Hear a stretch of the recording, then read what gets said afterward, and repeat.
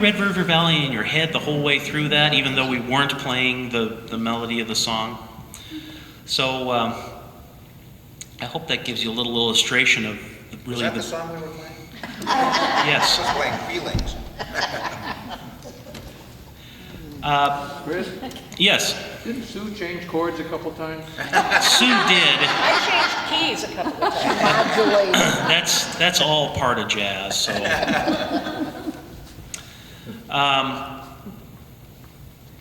about this time, jazz started to rise in popularity, and at the time that jazz was born, another thing started happening, which really fueled its growth, and that is recordings. Not everybody had a record player in the early 1900s, but bands started making recordings on cylinders and the different technologies that were being experimented with at the time.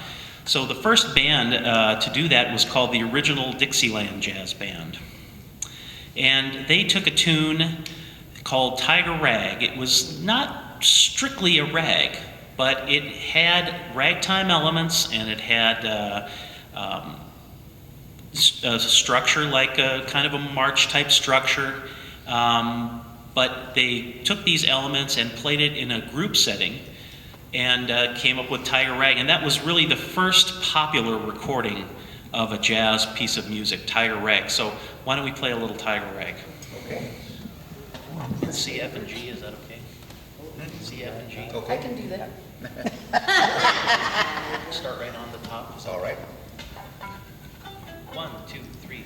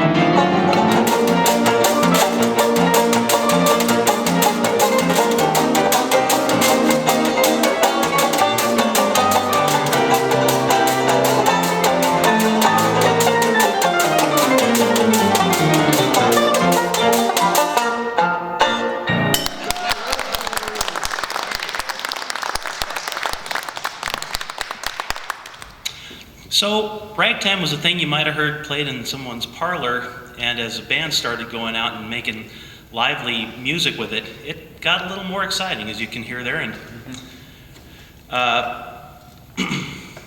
the Original Dixieland Jazz Band, as I said, was the first band to really have a hit recording.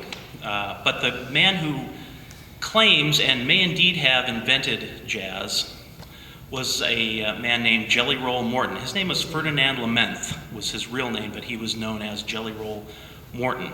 And he was of African-American descent, but he lived in the Creole neighborhoods of New Orleans and was influenced by everything that was going on, all of the different rhythms that the different nationalities brought to the city. And really no one else at that time captured everything that was going on in New Orleans like he did. And if you listen to his body of work, you can hear everything from a song like Tiger Rag to Latin rhythm pieces, and even before, yesterday we touched on a little bit of the Tin Pan Alley writers and how they were putting Latin rhythms into it. He was kind of the first guy to put that stuff in, and he was a solo piano player, and he also had a band, and he was the first great jazz piano player, and also probably the first great jazz composer in terms of sophistication and his body of work. We're going to do a couple of Jelly Roll Morton things here. The first, in fact, let's just do one Jelly Roll Morton thing, since we just did a band piece. I would like Eddie Erickson to play one of Jelly Roll Morton's really beautiful lyrical pieces called The Pearls. Would that be okay, Eddie? Wow, what time is it? It's time for The Pearls. Oh, okay. If I could make an interjection before you do this, Alan Lomax, the jazz chronicler, interviewed Jelly Roll Morton extensively in the 50s, I believe it was, and he quoted Jelly as saying that The Pearls was probably the most difficult tune to perform that he ever wrote, and he wrote it for piano. Eddie's going to play it on the banjo. No pressure.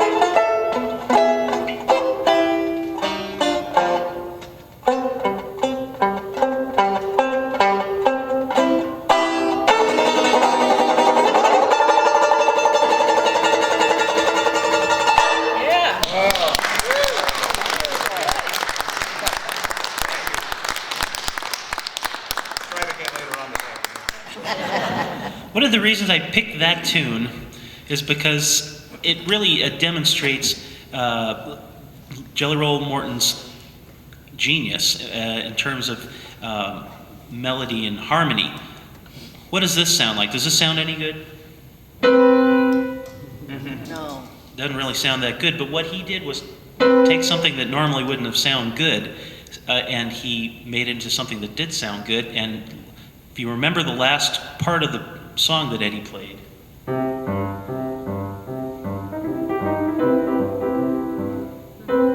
there it is.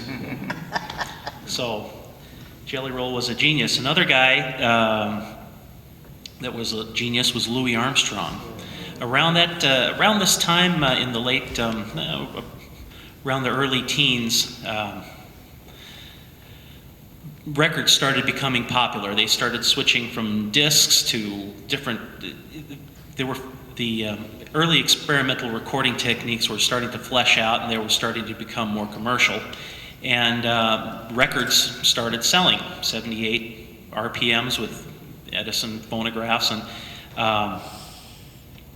so about this time, another genius, trumpet player named Louis Armstrong, started coming into being, and he also from New Orleans.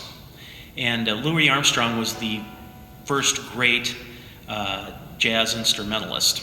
And he normally at that time everybody had a piano in their house, and the way that you listen to music is you buy sheet music, something like, you know. But when records started coming out, you started hearing other people and other ideas besides just what could be written on the sheet music. Louis took the trumpet, and he, instead of just being another member in a marching band, he took that and made it into something that was stellar and beautiful, and put his own musical ideas into it. He made the trumpet, he gave the trumpet a unique sound. He put a vibrato into it, which is kind of like a back and forth sound, which unfortunately we have no wind instruments here, so it's hard to demonstrate, but all this came together to make a new sound that nobody had ever heard before. And in fact, Louis was such a stellar musician that the pieces that he wrote to play, often he wrote them for himself, because none of the other existing pieces at the time really would showcase what he could do. And he wrote pieces that had parts of them where the band would drop out and just leave the trumpet player in there, and parts where the trumpet would be playing the key part, but he'd have other instruments backing him up. So I want to demonstrate this. This is a tune that he wrote for himself, as I was saying, called Cornet Chop Suey. And this, although we don't have the trumpet here, you will be able to hear how I try to fill in the whole band on just the piano, and you'll be able to hear how the band dropped out and Louis would play his soaring trumpet. So if you want to just imagine this is a trumpet and not a piano, that'll enhance this. Imagine the size of the mouthpiece.